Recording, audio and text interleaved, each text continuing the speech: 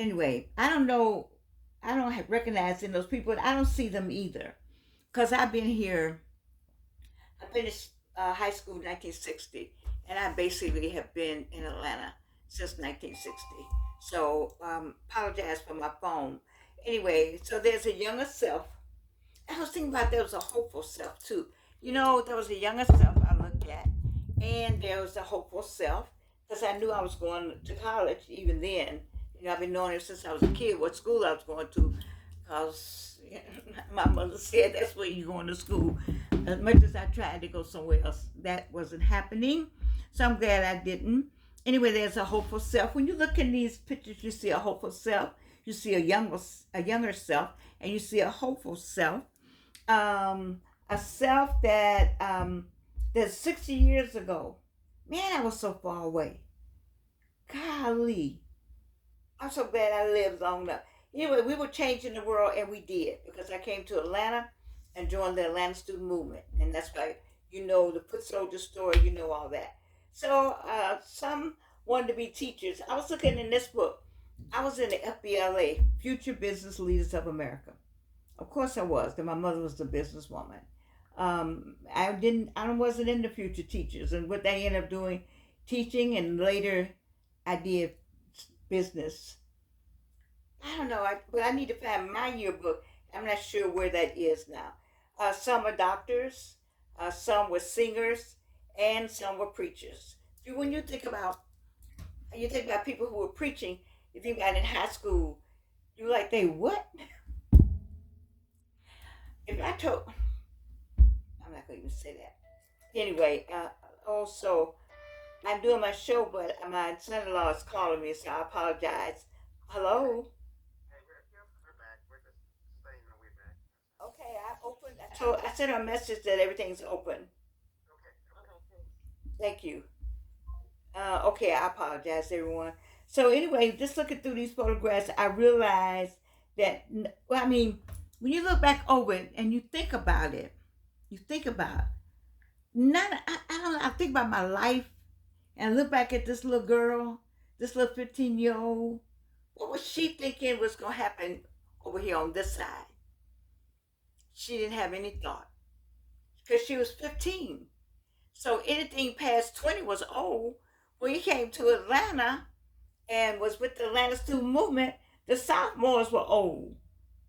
Okay, the juniors were old. They were old because we had just gotten them. And my roommate was 15. She had just turned 16 in school, I think, in class, and one day at school. And so, just the whole idea of looking at where we were then, and then trying to look forward.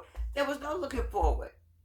You look forward to the next day or to college, but that was as far as we got. I think about all of us now. All of us are just fading away. I had someone pass away here recently, and nobody told us this part about life. Nobody told us that. So I like looking at the hair too. This little hairdo I had was a ponytail pulled back. Still had the bangs though, and a little piece of hair. You twisted your hair and put a bobby pin in it. Okay, go figure. I don't know. But anyway, when I say 50 years from now, somebody's going to look at today's pictures and ask the same question. Like kids coming out today, somebody 50 years from now going to be looking at them. I mean, you think that you're looking good and that's the style and that's going to be the style and it's nothing like that. Who knew?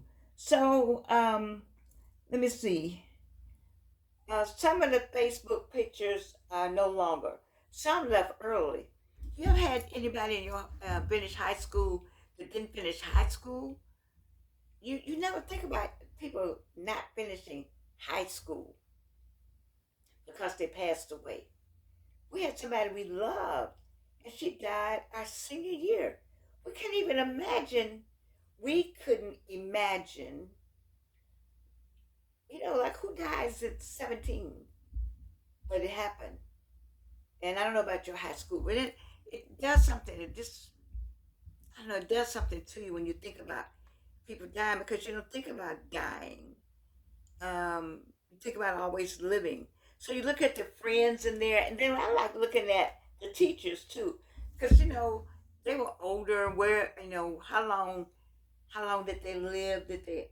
I had not heard that at last class reunion, a teacher came, so she must have been young with us because I could come to somebody's older class reunion because I was 21 when I started teaching in Atlanta, and so I wasn't but a couple of years 21. So a kid who was a senior, I could be at that person's class reunion as his teacher.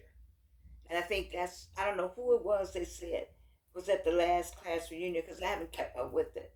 But just the idea that they could be, or they were at the class reunion. My daughter just told me one of her teachers came to the class reunion. I think it's good they come. These are people that, you had a relationship with, right? And they were your teachers. And now you out and you, all that they were trying to tell you, you know it now. You learned it. Oh yes, you learned it. So you look at the yearbook, you think about the yearbook. I'm just looking at mine every time I think about it.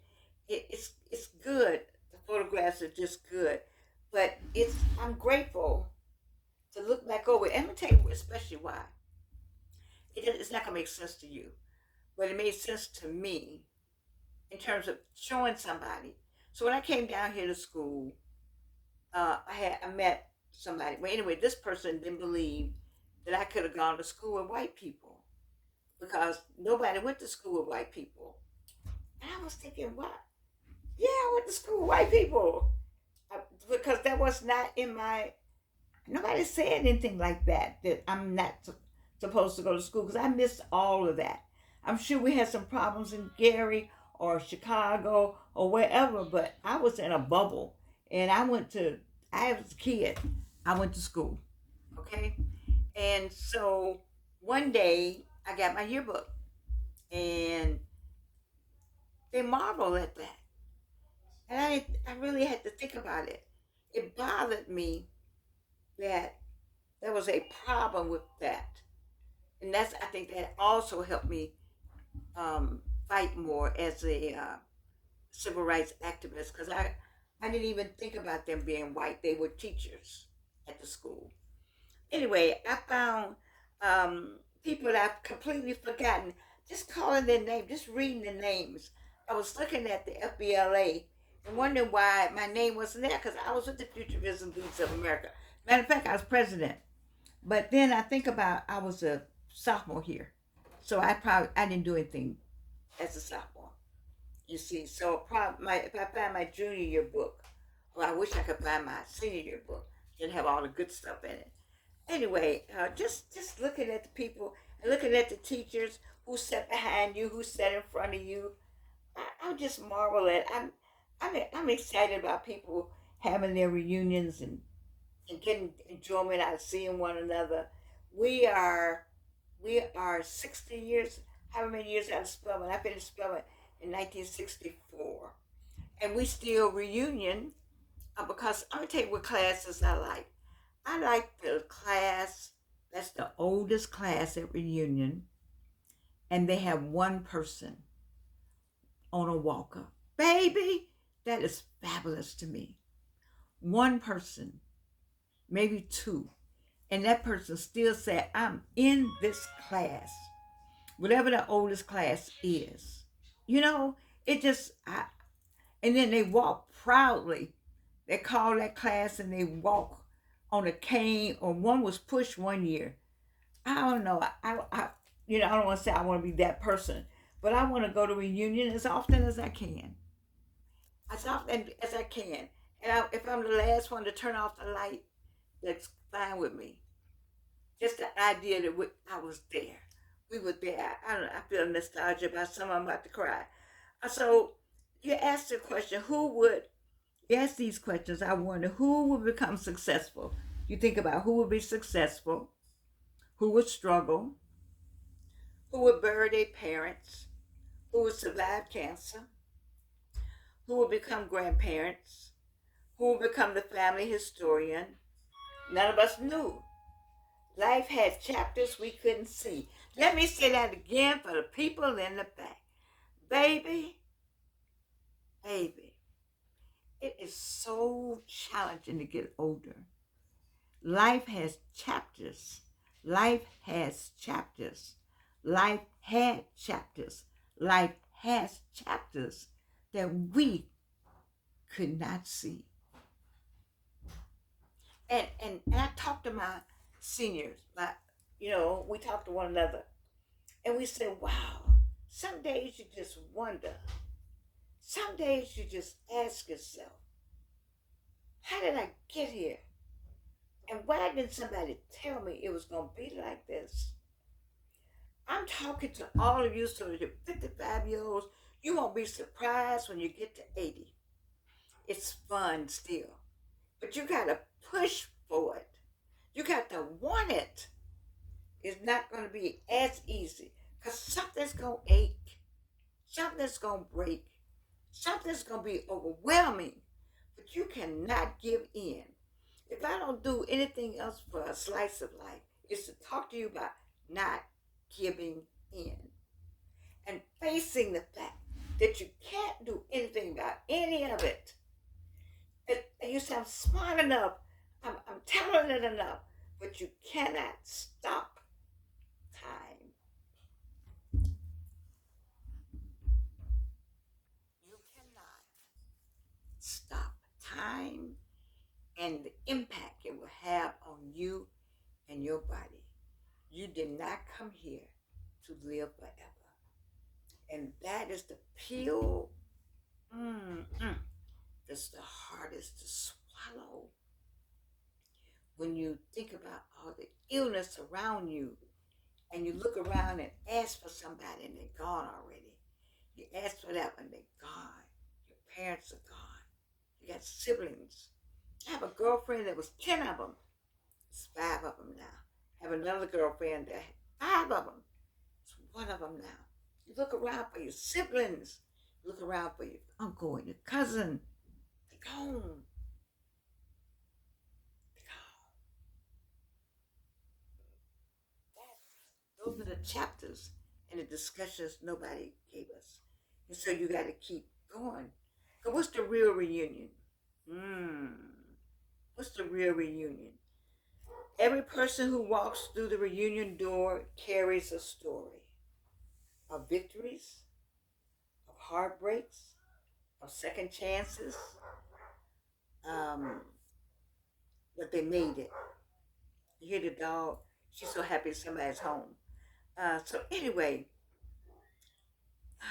let me just see what else. I'm getting too nostalgia about it myself. Okay, here we go. About the gray hair and every wrinkle and every star. I think the gray hair doesn't bother me as much as if I wish it were my own. I don't mind that. And I think what I mind the most is my face and the aches and pains, some of them. And I hear there's a woman on TikTok that's 100 and something years old, and she still got on a small size bathing suit, and she still looks good. She looks like she's in her 60s. And I think that's great. I'm wanting to be one of those people.